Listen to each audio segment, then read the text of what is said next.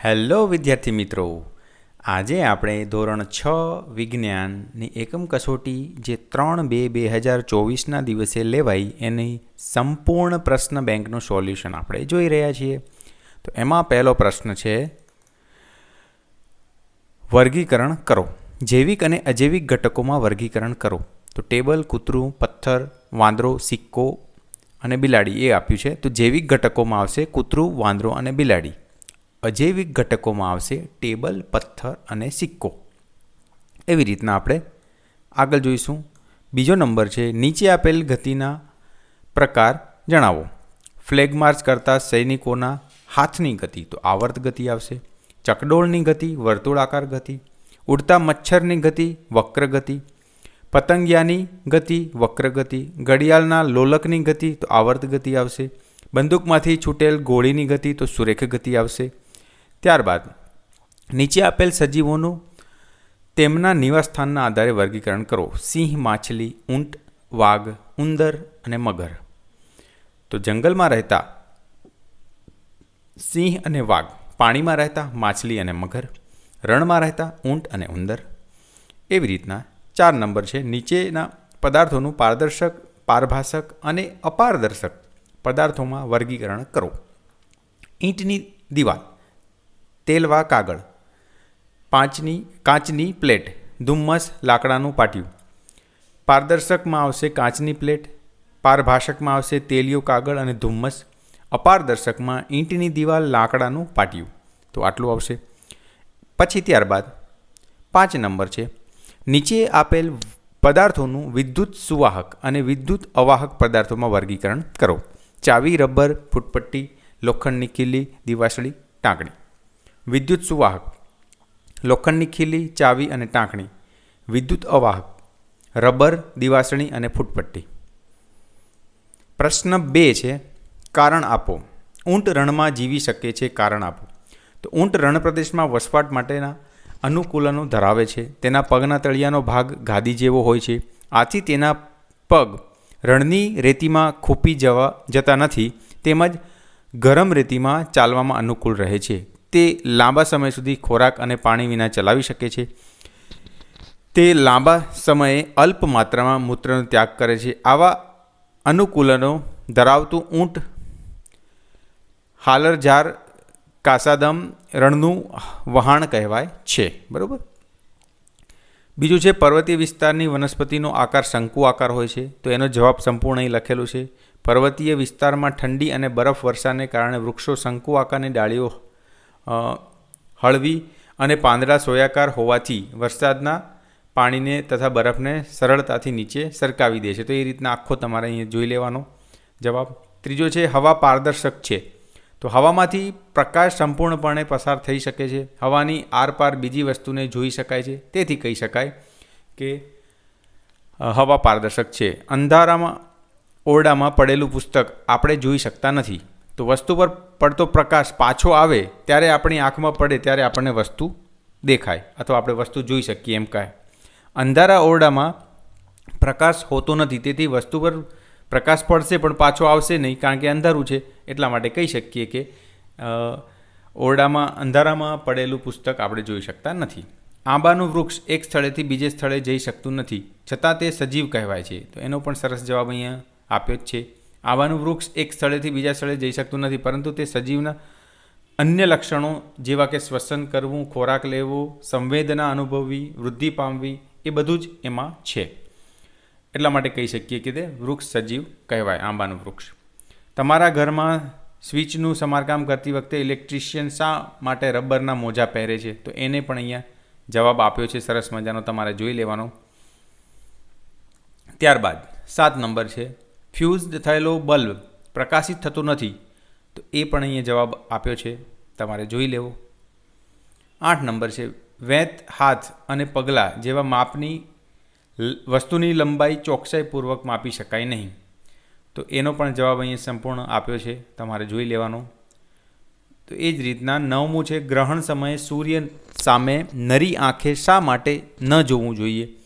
તો એનો પણ જવાબ અહીંયા આપ્યો છે. સૂર્યગ્રહણ દરમિયાન આંખની યોગ્ય સુરક્ષા વિના તમારી આંખોને સૂર્યની સામે લાવવાથી ગ્રહણ અંધત્વ થઈ શકે છે. પ્રકાશના આ સંપર્કમાં સેટરના આંખના પાછળના ભાગમાં કોષોને નુકસાન થઈ શકે છે. તો આ રીતના તમે આખો જવાબ લખી શકો છો. 10 નંબર છે, પરિપથમાં વિદ્યુત સ્વિચ શા માટે મૂકવામાં આવે છે? પરિપથમાં વિદ્યુત સ્વિચનો ઉપયોગ તેની સાથે જોડાયેલ વિદ્યુત ઉપકરણને ચાલુ અથવા તો બંધ કરવામાં થાય છે. એટલે ઓન અથવા ઓફ કરવા આપણે એનો યુઝ કરીએ છીએ, એટલા માટે સ્વિચનો ઉપયોગ આપણે કરીએ છીએ. પ્રશ્ન 3 છે, પિનહોલ કેમેરો. તો એની અહીંયા વસ્તુ કઈ રીતના બનાવાય? તો એની સાધન સામગ્રી 2 સહેજ નાના મોટા ખોખા, ચપ્પુ, ડ્રેસિંગ પેપર, કાળું કપડું. પદ્ધતિ: 2 એવા ખોખા લો કે જેથી એક ખોખું વચ્ચે કોઈ પણ જગ્યા રહ્યા વગર બીજાની અંદર સરકી શકે. બંને ખોખાની એક બાજુને કાપી નાખો. તો એ રીતના જો આખો અહીંયા પદ્ધતિ લખી છે, તમારે જોઈ લેવાની. સાદો વિદ્યુત પરિપથ, તો એની પણ પદ્ધતિ અહીંયા લખી જ છે. ઓકે, એ જોઈ લેવાની. હવે વિદ્યુત સ્વિચ, એની પણ સાધન સામગ્રી 2 drawing pin, safety pin, 2 wire, એક નાની થર્મોકોલની શીટ. પદ્ધતિ અહીંયા સેફ્ટી પિન અને એક ડ્રોઈંગ પિન લો. તો એ રીતના તો આખી તમને પદ્ધતિ આપી છે, તમારે જોઈ લેવાની. આપણે ડિટેલમાં જો વાંચવા જઈશું તો બહુ ટાઈમ લાગશે, એટલા માટે તમારે જોઈ લેવાનું. પેરિસ્કોપ, તો એ પણ અહીંયા પદ્ધતિ આપી છે, તમારે સંપૂર્ણ જોઈ લેવી. 5મું છે સાદી વિદ્યુત ટોર્ચ. સાધન સામગ્રીની વાત કરીએ તો વિદ્યુત કોષ, બલ્બ, એક વાયર અને ચપ્પુ. પદ્ધતિ: વિદ્યુત કોષ, બલ્બ અને એક વાયરનો ટુકડો લો. તો એ રીતના અહીંયા તમને આખી પદ્ધતિ આપી છે, તમારે જોઈ લેવી. પ્રશ્ન 4 છે, નીચેના પ્રશ્નોના જવાબ આપો કોઈ પણ એક. તો વનસ્પતિનું જલીય અનુકૂલન સમજાવો. તો એનો પણ સંપૂર્ણ જવાબ અહીંયા તમને આપ્યો છે, જોઈ લેવો. બીજું છે માપનના પ્રમાણિત એકમની જરૂરિયાત જણાવો. તો પહેલાંના સમયમાં કોઈ લંબાઈનું માપ લેવા માટે આંગળ, વેત, હાથ કે ડગલાનો ઉપયોગ કરતા. જુદા જુદા માણસો આંગળી જાડાઈ, વેતની લંબાઈ, હાથની લંબાઈ અને ડગલાની લંબાઈ એકસરખી માંથી જુદા જુદા, કારણ કે જુઓ એક જેવી લંબાઈ બધાને આંગળાની કે હોય નહીં, એટલા માટે માપન કરવું સહેલું નહોતું. એ રીતના આપણે કહી શકીએ. તો આ તમારો જવાબ અહીં જોઈ લેવાનો. 3 છે વર્તુળાકાર ગતિ એક ઉદાહરણ દ્વારા સમજાવો. એનો પણ જવાબ અહીંયા આપ્યો છે, જોઈ લેવો. 4 છે પારભાષક પદાર્થ કોને કહેવાય તે ઉદાહરણ દ્વારા સમજાવો. જે પદાર્થમાંથી અંશતઃ પસાર થઈ શકે તેને જે પદાર્થમાંથી અંશતઃ પસાર થઈ શકે તેને પારભાષક પદાર્થ કહે છે.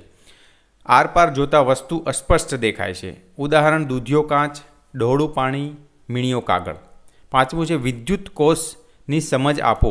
વિદ્યુત કોષ અથવા બેટરી એ એક ઉપકરણ જે એક અથવા વધુ ઇલેક્ટ્રોકેમિકલ કોષોનો સમાવેશ કરે છે, જેમાં બાહ્ય જોડાણ આપેલા હોય છે અને આ જોડાણ વીજળીના ઉપકરણો જેવા કે ફ્લેશલાઇટ, મોબાઈલ ફોન્સ અને ઇલેક્ટ્રિક કારોને આપવામાં આવે છે. તો આ રીતના તમારે જવાબ જોઈ લેવાનો. હવે 4B છે નીચેના વિધાનો જોડકા જોડવાના છે.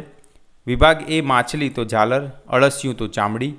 બીજામાં દરિયા કિનારો તો કરચલો અને શંખ. ઘાસના મેદાનો વાઘ અને હરણ. 3 છે વરાળ યંત્ર આગગાડી. જળમાર્ગ હોડી. પછી 4થામાં છે પ્રકાશિત આગીઓ, અપ્રકાશિત છત્રી. 5 નંબર છે પેન્સિલમાં વિદ્યુત અવાહક અને તાંબાનો તાર વિદ્યુત સુવાહક.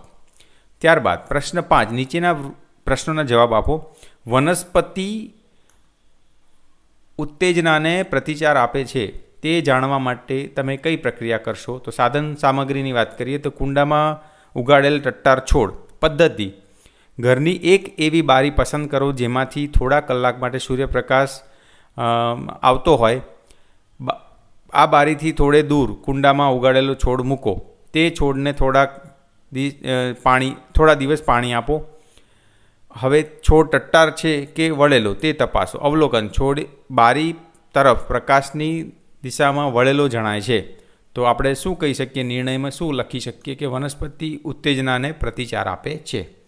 તો એવી જ રીતના બીજો પ્રશ્ન છે, કોઈપણ વક્ર રેખાની લંબાઈનું માપન કેવી રીતે કરશો? પણ એનો પણ અહીંયા જવાબ સરસ રીતે આપ્યો છે, તમારે જોઈ લેવો. 3 છે પ્રકાશ સીધી રેખામાં ગતિ કરે છે તે કેવી રીતે નક્કી કરશો? તો પ્રકાશ સીધી રેખામાં ગતિ કરે છે તે સાબિત કરવું છે, આપણો હેતુ છે. સાધન સામગ્રી એક સરખા માપના 3 પુઠ્ઠા, મીણબત્તી, પાતળો સળિયો લો. પદ્ધતિ: એક સરખા માપના 3 પુઠ્ઠા લો. ત્રણેય પુઠ્ઠાને એકબીજા પર રાખી તેમની મધ્યમાં કાણા પાડો કે ત્રણેય પુઠ્ઠાને આકૃતિમાં બતાવ્યા મુજબ સ્ટેન્ડ પર ગોઠવો. પાતળો સળિયો લઈ ત્રણેય પુઠ્ઠાના કાણામાંથી પસાર કરી પુઠ્ઠાના કાણા સીધી રેખામાં ગોઠવો. ત્રણેય પુઠ્ઠાને એક તરફ કાણાની સામે સળગતી મીણબત્તી મૂકો. હવે તમે આ રીતના કરશો ને તો છેલ્લે તમે અવલોકન કરી શકશો કે પ્રકાશ સીધી રેખામાં ગતિ કરે છે, કે સામે મીણબત્તી ત્રણેય પુઠ્ઠામાંથી તમને ડાયરેક્ટ આપણે જોઈ શકીએ છીએ, એટલા માટે કહી શકાય. ચોથું છે, કોઈ પદાર્થ અપારદર્શક છે તે કેવી રીતે નક્કી કરશો? પદાર્થો: પેન્સિલ, રબર દડો, લખવાનો કાગળ, રબર, પ્લાસ્ટિકની ફૂટપટ્ટી, નોટબુક, દૂધિયો, કાચ, પુઠ્ઠું, કાચનો ટુકડો, સ્ટીલની વાટકી, તેલિયો, કાગળ. પદ્ધતિ અહીંયા આપેલી જ છે, તમારે જોઈ લેવી. પાંચમું છે, કોઈ પદાર્થ વિદ્યુત સુવાહક છે કે નહીં તે કેવી રીતે નક્કી કરશો? આપેલી વસ્તુઓ વિદ્યુત સુવાહક છે કે વિદ્યુત અવાહક તે નક્કી કરવું. તો સાધન સામગ્રી પણ આપી છે અને પદ્ધતિ પણ આપી છે, તમારે શાંતિથી જોઈ લેવી. અને છેલ્લે જે કોષ્ટક બનાવ્યું છે કે વસ્તુ કઈ રીતની છે, તો રબર, બલ્બ પ્રકાશિત થયો, હા કે ના, તો ના, તો વિદ્યુત અવાહક આવશે. લાકડાની પટ્ટી, તો ના, તો વિદ્યુત અવાહક. એવી રીતના જો બધું જ લખ્યું છે, તો એ તમારે અહીંયા છેલ્લે કોષ્ટકમાં નોંધી લેવાનું, એટલે એના ઉપરથી આપણને અંદાજ આવી જશે. તો આ રીતના જો સંપૂર્ણ આપણે ધોરણ 6 વિજ્ઞાનની એકમ કસોટીનું સોલ્યુશન જોયું. હવે આ સોલ્યુશન તમને કેવું લાગ્યું કોમેન્ટ કરીને જરૂરથી કહેજો. ધન્યવાદ.